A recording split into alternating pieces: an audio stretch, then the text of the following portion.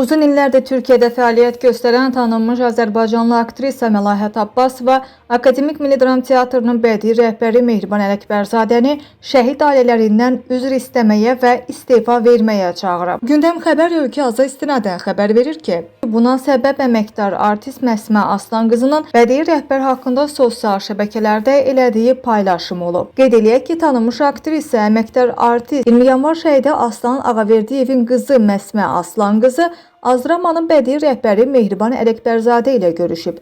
Aktrisa bu barədə sosial şəbəkələrdə yazaraq Mehriban Ələkbərzadəni şəhidləri təhqir elədiyini bildirib. Məsmə Aslanqızı Mehriban Ələkbərzadənin az 20 yanvar var, qurtardı 20 yanvar söhbəti, 20 yanvar şəhidləri dəbdə deyil kimi sözlər işlətdiyini iddia eləyib. Azdrama rəhbəri isə Məsmə Aslanqızının dediklərini təqzib eləyib və aktrisanın ondan ev tələb elədiyini söyləyib. Xatırladaq ki, Məlahət Abbasova Türkiyədə 1001 Gecə serialındakı əsas obrazlarından biri kimi populyarlıq qazanıb. Hazırda isə Türkiyədə Əsarət adlı serialda çəkilir.